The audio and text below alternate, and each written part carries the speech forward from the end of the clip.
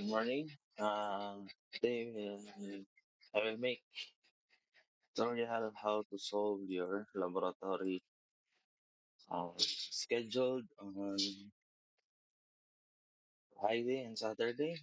This time we will solve your laboratory, how you're going to solve your laboratory, especially the tough one.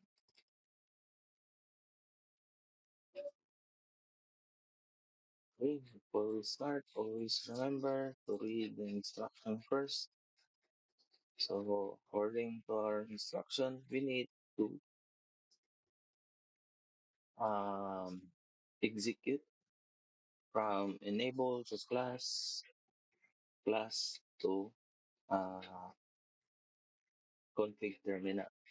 This time, investigate the current situation configuration. So, accessing the switch 1 stands for S1 switch. Go to your CLI, change, click enter when type Cisco, enable or NA. It's the same. Then input the password class, then type show VLAN, show VLAN brief.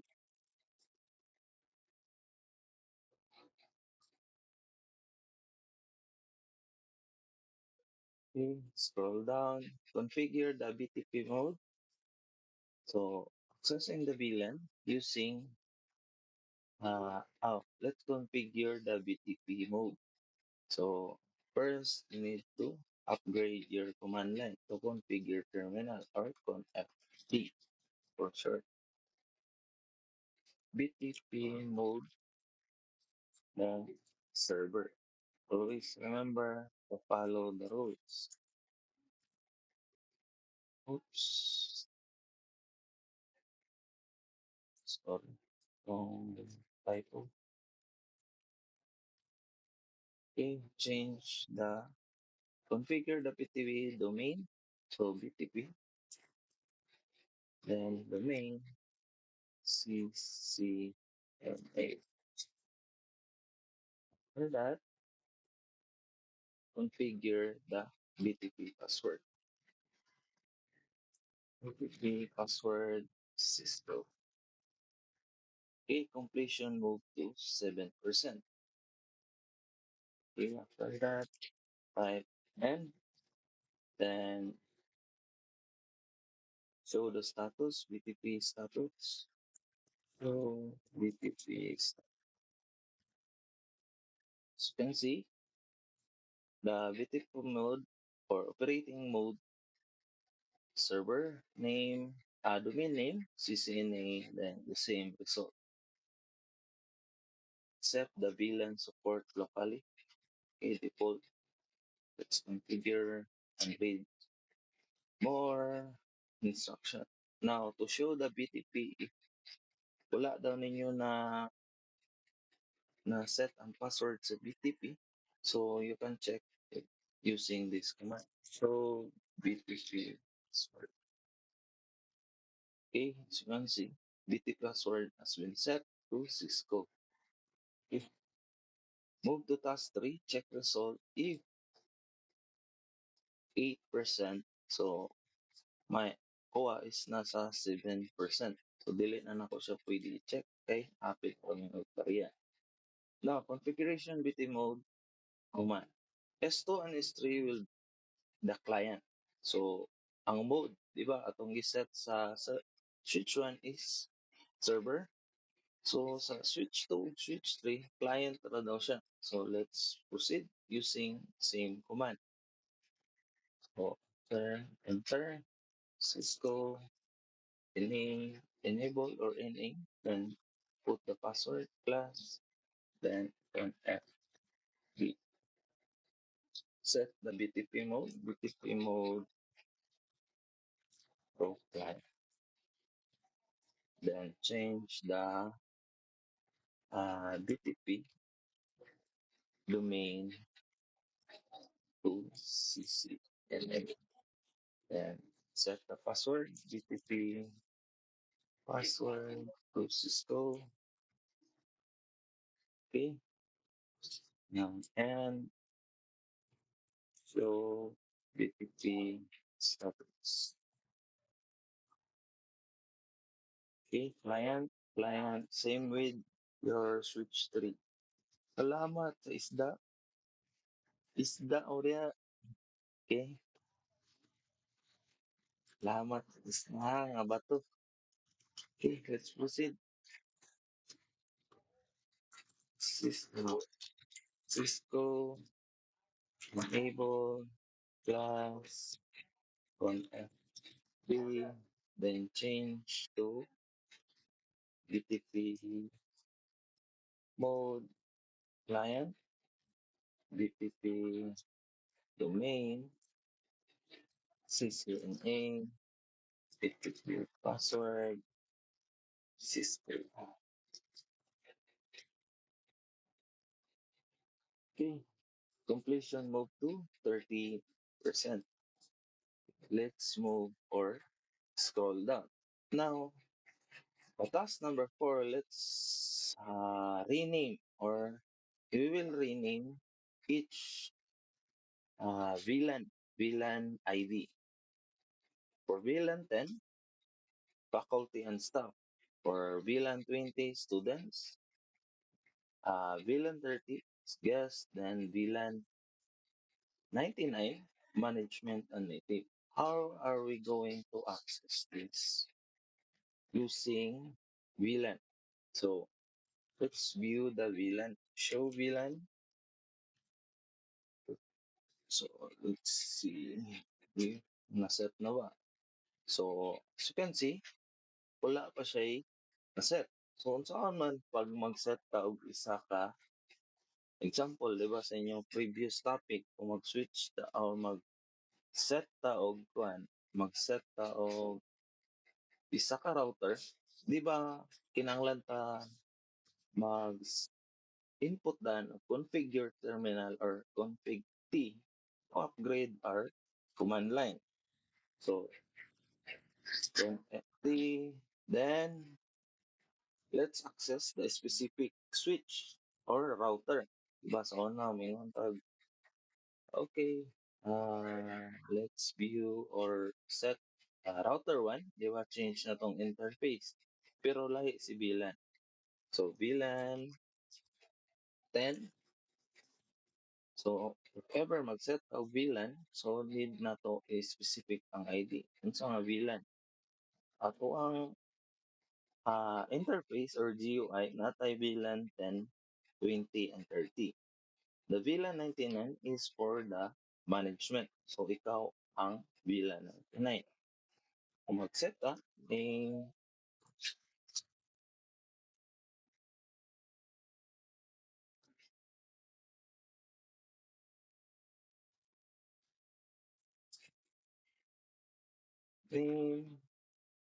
faculty, then stop. Next, exit, VLAN 20, name, students, and exit. Next, VLAN 30, name, yes, default, then exit. VLAN 99 for management, and name, management, and name, exit. Completion moved to 42%. As you can see, if ever i-show daw nato ang VLAN brief or i-type nato si VLAN brief, type N, then show VLAN brief, then kita na to is same na ta og result sa iyahang result. Okay, 46%. So, kuha is nasa 42%. Dili na ko mag-matter na. So, naset na nako ang iyahang ipangayat. So let's move to switching the VLAN mode trunk. So para ma-access, need to upgrade our terminal to ConF. Basta natay is i-configure, so kinahanglan tang access sa configure terminal to configure the specific switch router para ma-change na to iyang configuration. Then switch, sorry, access day, una is, tingnan siya dali, is sa fast Ethernet 01. Saan man? Using this command. Interface, in short for in, FA for fast Ethernet, then port number 01. Then switch port, kani guys, muna akong ginapalo. Switch port for interface, si specific port nga 01 o 03. Muna siya nasa ibabaw. Ayan. Kani guys. Uh, ano sila? Connection. Kani 403, kani 401. Okay. 01, then other one 03. Let's move forward. Switchboard, mode trunk. Click enter, switch mode, trunk, native, VLAN, 19, and no shutdown. Then exit, another one, and FA 0, then 3, or route switch 3. Click enter. If ever na ayaw mo pop up nga kwan, so click enter lang. Then, may bala na nimo kaya nag-change from config to config F. So, wait type again, switch mode, then mode trunk.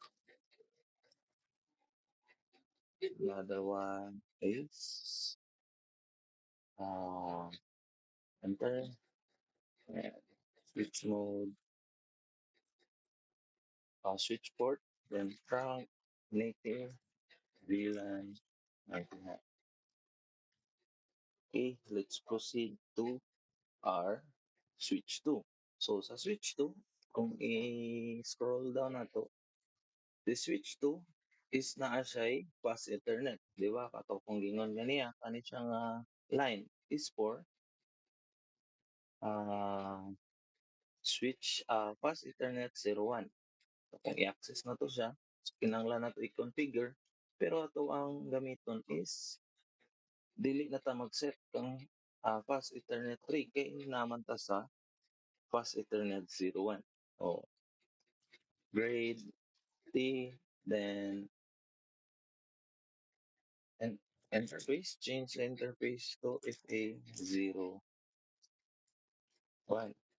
Then switch port, then mode from switch port.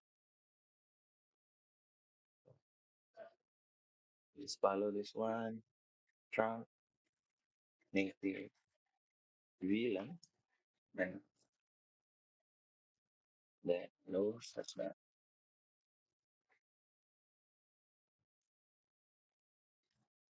Then exit. Same with your switch number 3. Switch number 3, change the configuration mode, then interface FA03.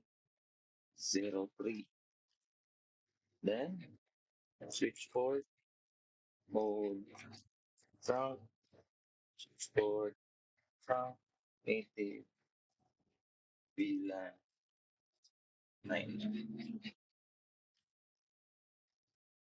Okay. Then no shutdown, then exit. completion mode to 73%.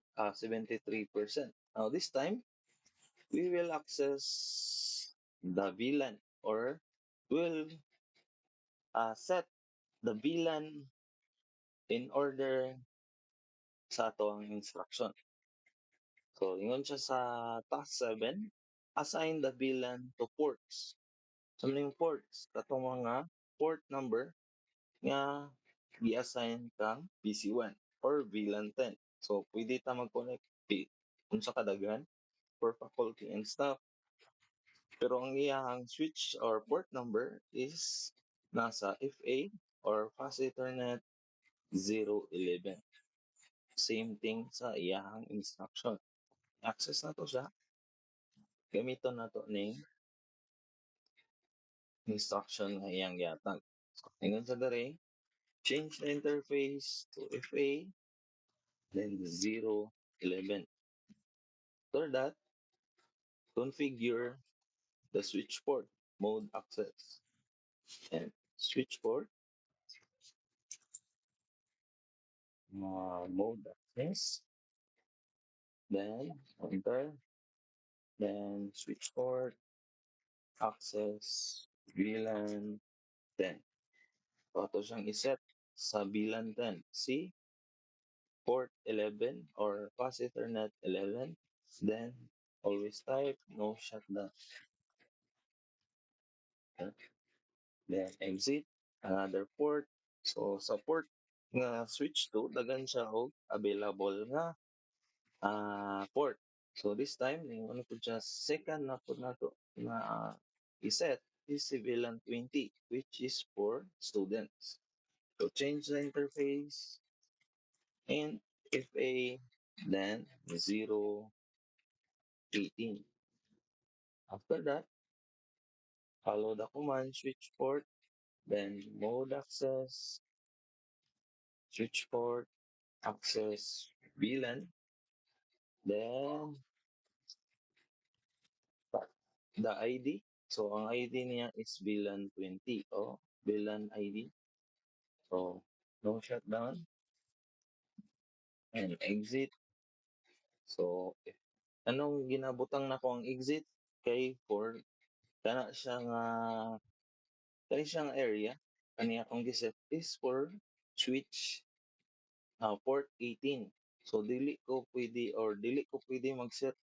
Always remember, can access ta sa specific switch. So, need na to execute sa exit after the configuration. So, tara na. Then, let's move to another interface sa ikatulong niya. 0 or FA 06. Then, switch port, then access mode, mode access, then switch port, access, VLAN 30. Then, no, epa. That's it. The same with our switch 3. So, I'll make it faster para dili siya boring. Surface FA 011. Switch port, mode access, then switch port access VLAN, then shutdown, then exit, just repeat interface FA, then 018, after that switch port, mode access, then switch port access VLAN 2018, then no, next exit, change the interface, FA the last one, 06, then switch port, mode access, then switch port access VLAN 30. Yeah. No, shut down. Okay, that's all. How we are doing. solve your okay, completion move to 96%. Maybe na tayo na miss. So let's check if ang result exact ba sa to ang one or nabatay na. So sa VLAN 30 gikan sa ato ang pag-rename na to. So natay sayop. So sa to ang pag-rename do, sayop ang ato ang gikan sa to ang switch 1. So balik ka, exit, exit. So VLAN. So we move forward. Then